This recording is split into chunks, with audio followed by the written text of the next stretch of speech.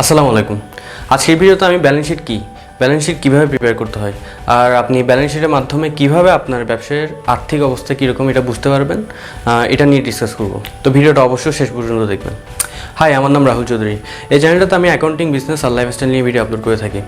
এর আগের ভিডিওতে আমি ব্যালেন্স শিটের ফাউন্ডেশন, অ্যাকাউন্টিং ইকুয়েশন নিয়ে ডিসকাস করছি। তো আপনারা যদি আগের ভিডিওটা না দেখেন, একটু কষ্ট করে আগের ভিডিওটা দেখে নেন, তাহলে এই ভিডিওটা বুঝতে আরও সুবিধা হবে। আর আরেকটা বিষয় হচ্ছে, এই ভিডিওগুলো হচ্ছে একটা প্লেলিস্টের পার্ট। অ্যাকাউন্টিং বেসিক নিয়ে একটা প্লেলিস্ট আছে, যেখানে অ্যাকাউন্টিং বেসিকের অনেকগুলো ভিডিও আছে। আমি আগেও সিরিয়ালি অনেকগুলো ভিডিও করে আসছি। আপনারা যদি অ্যাকাউন্টিং নিয়ে একটা বেসিক নলেজ নিতে চান, তাহলে আগের ভিডিওগুলো দেখে নিতে পারেন। আমি প্লেলিস্টের লিঙ্ক ডেসক্রিপশন বক্সে দিয়ে রাখছি। তাহলে চলেন এখন মেইন ভিডিওটা শুরু করা যাক। ব্যালেন্স শিট হচ্ছে ফাইন্যান্সিয়াল স্টেটমেন্টগুলোর মধ্যে অন্যতম গুরুত্বপূর্ণ একটা স্টেটমেন্ট। এখন এটাকে ব্যালেন্স শিটও বলা হয়, আবার স্টেটমেন্ট অফ ফাইন্যান্সিয়াল পজিশনও বলা হয়। দুইটাই অ্যাপ্রোপ্রিয়েট ওয়ার্ড। এটা আপনার উপর, আপনি কোন ওয়ার্ডটা ইউজ করতেছেন বা কোন নামটা ইউজ করতেছেন। ব্যালেন্স শিটের মাধ্যমে আপনি আপনার ব্যবসায় একটা পয়েন্ট অফ টাইমে টোটাল অ্যাসেট বা সম্পত্তি কত আছে, টোটাল ক্যাপিটাল বা মূলধন কত আছে, আর টোটাল লাইবিলিটি বা দেনা কত আছে, এই সম্পর্কে জানতে পারবেন। আমরা আইএস নিয়ে যে ভিডিওটা করছিলাম, ওখানে আমি বলছিলাম যে ইনকাম স্টেটমেন্ট হচ্ছে আপনার একটা সময়ের মধ্যে যে আপনার ব্যবসায়ের লাভ লোকসানের রেজাল্ট, ওইটা আপনি পাবেন ইনকাম স্টেটমেন্টের মাধ্যমে। তো এই সময়টা 3 মাসও হতে পারে, 1 মাসও হতে পারে, 6 মাসও হতে পারে, 1 বছরও হতে পারে। ডিপেন্ড করতেছে আপনি কতদিনের জন্য ইনকাম স্টেটমেন্ট প্রিপেয়ার করতেছেন। কিন্তু ব্যালেন্স শিটের যে রেজাল্টটা আপনি পাবেন, অর্থাৎ আপনার বিজনেসের যে আর্থিক অবস্থা বা ফাইন্যান্সিয়াল পজিশনের যে রেজাল্টটা পাবেন, ওইটা হচ্ছে একটা পয়েন্ট অফ টাইমের মধ্যে। মনে করেন আপনি বছরের শেষ দিনে, তার মানে হচ্ছে 31শে ডিসেম্বর আপনি ব্যালেন্স শিট প্রিপেয়ার করতেছেন।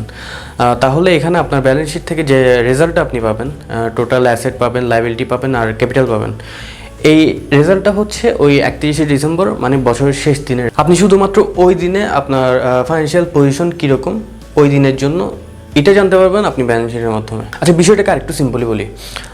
মনে করেন ইনকাম স্টেটমেন্ট হচ্ছে একটা ভিডিও, একটা চলমান ভিডিও, যেটা একটা সময় আছে, একটা 3 মিনিটের একটা ভিডিও।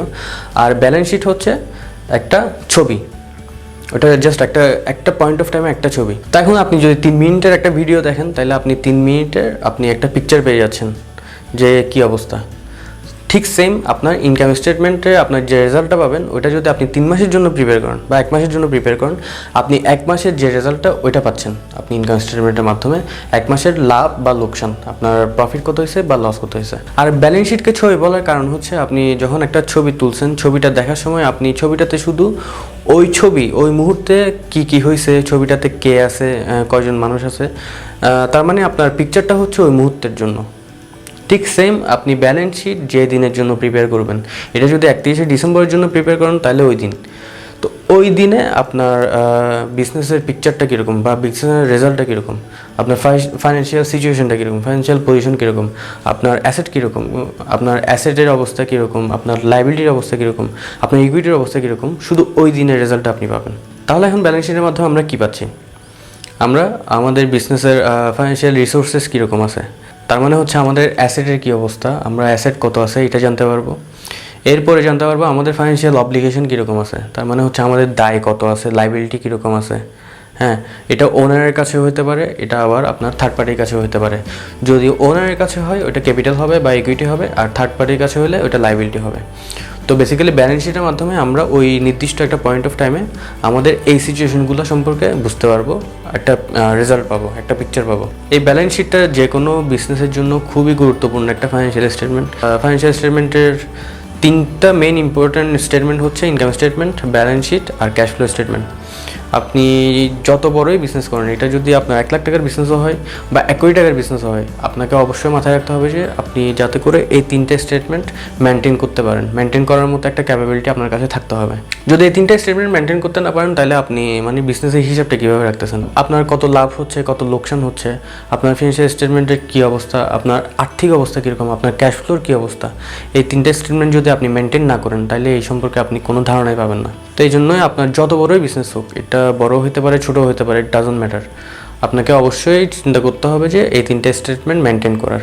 যদি এটা আপনি নিজে করতে পারেন তাহলে তো ভালো, যদি নিজে করতে না পারেন তাহলে কারো হেল্প নিতে পারেন, যারা অ্যাকাউন্টেন্সি প্রফেশনে আছে বা অ্যাকাউন্টিং সম্পর্কে যাদের নলেজ আছে, ওইরকম কারো কাছ থেকে হেল্প নিতে পারেন। আর সবচেয়ে বেটার হয় আপনি যদি আমার ভিডিওগুলো দেখেন প্রথম থেকে, তাহলে আপনি মোটামুটি অ্যাকাউন্টিং সম্পর্কে একটা বেসিক নলেজ পাবেন। তো আমার ভিডিওগুলোও দেখতে পারেন। এখন তাহলে চলেন আমরা কীভাবে প্র্যাকটিক্যালি ব্যালেন্স শিট প্রিপেয়ার করতে হয় এটা দেখে ফেলি। একটা স্টুডেন্টের ব্যালেন্স শিটে কী কী আইটেম থাকে একটু দেখে নিই। প্রথমে নাম থাকে, এরপর স্টেটমেন্টের নাম থাকে, এরপর ডেটটা থাকে। ডেট হচ্ছে অ্যাজ এ 31 ডিসেম্বর 2019, তার মানে এটা হচ্ছে 2019-এর 31শে ডিসেম্বরের ব্যালেন্স শিট। এরপর এখানে দেখেন 2019 আছে, 2018 আছে। 2019 হচ্ছে কারেন্ট ইয়ারের ব্যালেন্স শিটের ফিগার, আর 2018 হচ্ছে এটার কম্পারেটিভ ইয়ারের ব্যালেন্স শিটের ফিগার। এটা হচ্ছে স্ট্যান্ডার্ড, আপনাকে যদি কম্পারেটিভ পিরিয়ডে কোনো ফিগার থাকে ওটা মাস্ট বি শো করতে হবে। এরপর নোটস থাকে কিছু, এই যে এই ফিগারগুলো আসছে এগুলো সব এই নোট থেকে আসছে। আপনি নোটগুলো আলাদা আলাদা ব্রেকআপ থাকে, আপনি 9 নম্বর নোটে গেলে এই ফিগারটার ব্রেকআপটা পাবেন যে প্রপার্টি প্ল্যান্টের ইকুইপমেন্টটা কোথেকে আসলো। এরপর ব্যালেন্স শিটের পার্টিকুলার্সগুলোতে কী কী থাকে দেখি। ফার্স্টে থাকে অ্যাসেটস। অ্যাসেটের মধ্যে আবার দুইটা ক্যাটাগরি থাকে, একটা হচ্ছে নন কারেন্ট অ্যাসেট আর একটা হচ্ছে কারেন্ট অ্যাসেট। দুইটা মিলাই আপনার টোটাল অ্যাসেটটা হয় আর কি। এরপরে থাকে আপনার ইকুইটি আর লাইবিলিটি। ইকুইটিতে বেসিক্যালি শেয়ার ক্যাপিটাল থাকে আর রিটার্ন আর্নিংস থাকে, দুইটা মিলে আপনার টোটাল ইকুইটিটা হয়। আর লাইবিলিটিসও অ্যাসেটের মধ্যে দুইটা সেগমেন্ট থাকে, একটা হচ্ছে নন কারেন্ট লাইবিলিটিস আর একটা হচ্ছে কারেন্ট লাইবিলিটিস। এই দুইটা মিলেই আপনার টোটাল লাইবিলিটিসটা হয়। আচ্ছা, অ্যাকাউন্টিং ইকুয়েশনটা হচ্ছে আপনার total asset equal to total liability plus equity. তার মানে এখানে টোটাল অ্যাসেট যত আছে এটা আপনার টোটাল লাইবিলিটি আর টোটাল ইকুইটি সমান হবে। দেখেন এই ব্যালেন্স শিটটাতেও দুইটা সমান, দুইটা মিলে গেছে। আচ্ছা, এখন আমাদের ব্যালেন্স শিটটাতে চলুন একটু দেখে আসি কী কী আছে। আচ্ছা, এর আগে আপনাদেরকে বলে রাখি, আমি আগের ভিডিওগুলোতে একটা বিজনেস ক্রিয়েট করছিলাম যেখানে 1 মাসের ট্রানজ্যাকশন হয়েছিল। ওই 1 মাসের ট্রানজ্যাকশন থেকে আমি অ্যাকাউন্টিং সাইকেলের যে স্টেপগুলো আছে ওগুলোতে যা যা প্রিপেয়ার করতে হয় আর কি, যেমন জার্নাল এন্ট্রি থেকে শুরু করে আপনার ট্রায়াল ব্যালেন্স, ইনকাম স্টেটমেন্ট পর্যন্ত যা যা প্রিপেয়ার করতে হয় ওগুলো সিরিয়াল দেখা আসছে। তো এই ভিডিওটাতে ওইটারই ধারাবাহিকতায় আজকে ব্যালেন্স শিটটা প্রিপেয়ার করে আপনাকে দেখাবো। আর আরেকটা বিষয় হচ্ছে ব্যালেন্স শিট নর্মালি আপনি যদি ম্যানুয়ালি ব্যালেন্স শিট প্রিপেয়ার করেন ওই ক্ষেত্রে আপনাকে ট্রায়াল ব্যালেন্স থেকে ব্যালেন্স শিট প্রিপেয়ার করতে হয়। বাট আমরা এই ব্যালেন্স শিটটা প্রিপেয়ার করব আমাদের যে ট্রানজ্যাকশনগুলো হয়েছে 8টা ট্রানজ্যাকশন, ওই ট্রানজ্যাকশনগুলো থেকে। কারণ আমাদের ট্রানজ্যাকশনও কম, আমরা প্রত্যেকটা ট্রানজ্যাকশন কীভাবে ব্যালেন্স শিটটাকে এফেক্ট করতেছে এটা দেখার জন্য আমরা ট্রানজ্যাকশন থেকে ব্যালেন্স শিটটা প্রিপেয়ার করার চেষ্টা করব। আচ্ছা, এর আগে আমি ইনকাম স্টেটমেন্ট নিয়ে যে ভিডিওটা করছিলাম ওইটা যদি আপনারা দেখেন, ওখানে দেখবেন আমার 12,250 টাকার লাভ হয়েছিল। তো ওই লাভটা সরাসরি আপনার ব্যালেন্স শিটে রিটার্ন আর্নিংসে চলে আসবে। আমরা শুধুমাত্র এখানে দেখেন রিটার্ন আর্নিংসটা আনছি, কারণ আমরা ইনকাম স্টেটমেন্ট নিয়ে কিছু দেখাবো না। ইনকাম স্টেটমেন্টের ভিডিওটা আমি আগে করে ফেলছি। তো ইনকাম স্টেটমেন্ট রিলেটেড যে আইটেমগুলো আছে ওগুলো ইনকাম স্টেটমেন্টকে হিট করবে। ওইটা কীভাবে হিট করবে ওইটা আপনার ইনকাম স্টেটমেন্ট রিলেটেড যে ভিডিওটা আছে ওইটা দেখলে বুঝতে পারবেন। আমরা এই ভিডিওটাতে শুধু ব্যালেন্স শিটের যে আইটেমগুলো আছে ওগুলো নিয়ে কাজ করব। টোটাল 8টা ট্রানজ্যাকশন হয়েছিল। আচ্ছা, ফার্স্ট ট্রানজ্যাকশনটা ছিল ক্যাশ ইনভেস্ট করা হয়েছিল ক্যাপিটাল হিসেবে। তাহলে এই ট্রানজ্যাকশনটা আমার দুইটা জায়গায় হিট করতেছে। একটা হচ্ছে আমার ক্যাপিটালে হিট করবে, আমার ক্যাপিটাল বেড়ে যাবে 1 লাখ টাকা। আর আরেকটা হিট করবে আমার ক্যাশ বেড়ে যাবে 1 লাখ টাকা। এরপর সেকেন্ড ট্রানজ্যাকশনটা দেখেন। সেকেন্ড ট্রানজ্যাকশনটা হচ্ছে আপনার 100 পিস টি শার্ট কেনা হয়েছে।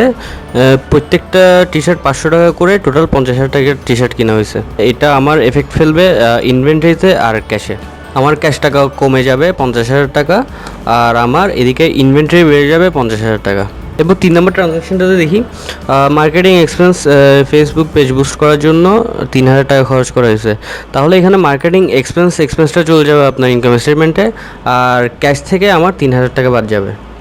তাহলে ক্যাশ থেকে আমরা 3,000 টাকা বাদ করে দিই।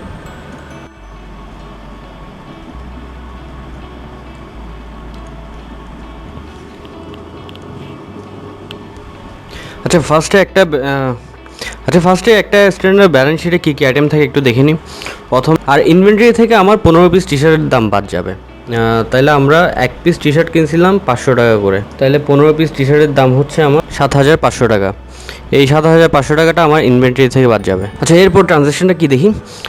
কোরিয়ার চার্জেস আমার হোম ডেলিভারির জন্য 250 টাকা খরচ হয়েছে। তাহলে কোরিয়ার চার্জেস আমার ইনকাম স্টেটমেন্টে চলে যাবে, আর 250 টাকা ক্যাশ থেকে বাদ যাবে। তাহলে ক্যাশ থেকে 250 টাকা বাদ দিয়ে দিই। আচ্ছা, এরপর ট্রানজ্যাকশনটা হচ্ছে 25 পিস টি শার্ট সেল করা হয়েছে 25,000 টাকা দিয়ে। তাহলে এখানে আমার ক্যাশ টাকা বেড়ে গেছে, আমার ক্যাশে 25,000 টাকা বেড়ে যাবে।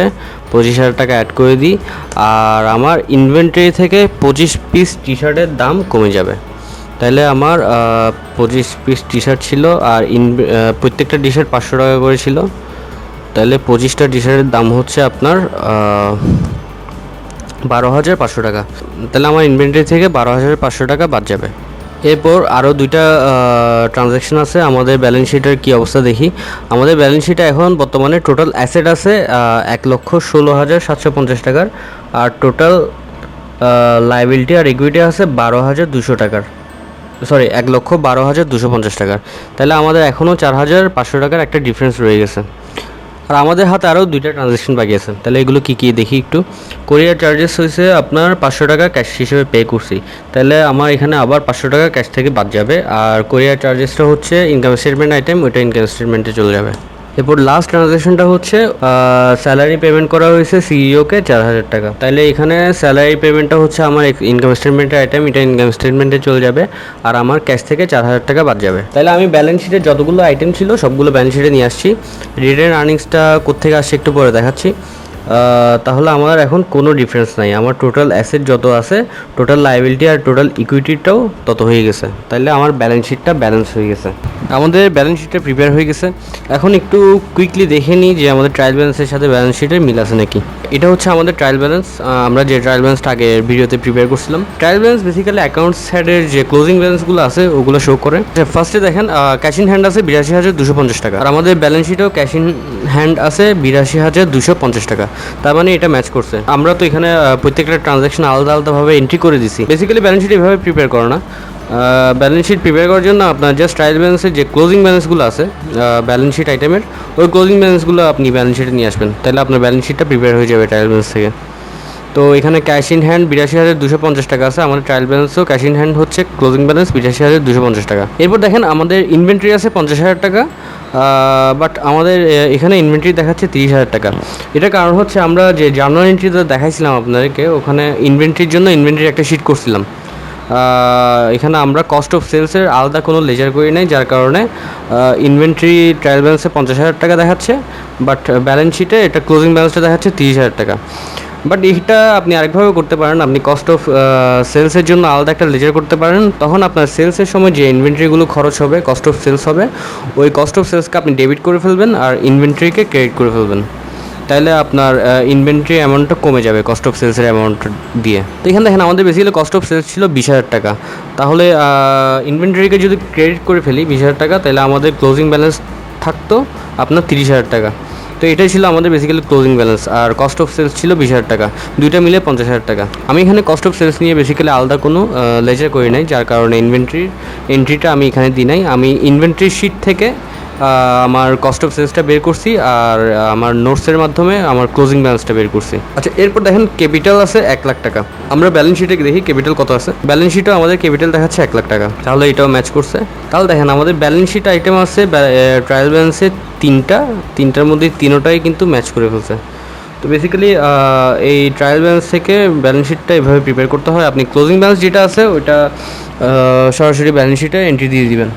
আর আপনার ইনভেন্টরির ক্ষেত্রে আপনি যদি আলাদা করে কস্ট অফ সেলসের লেজার মেনটেন করেন, ওই ক্ষেত্রে আপনি ইনভেন্টরি এখানে ক্লোজিং ব্যালেন্সটা চলে আসবে, এটা আপনার ব্যালেন্স শিটে ইনভেন্টরিতে চলে যাবে। দেখেন এটা আমি ইনকাম স্টেটমেন্ট নিয়ে যে ভিডিও করছি এটা হচ্ছে ওইটার রেজাল্ট।